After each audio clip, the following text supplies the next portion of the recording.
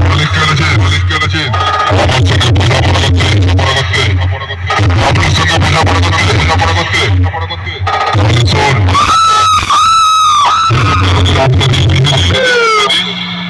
আর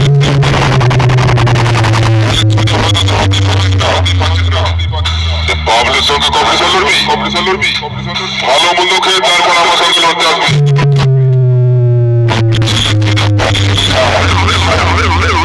তাহলে সকলের সামনে তো হইল দেবো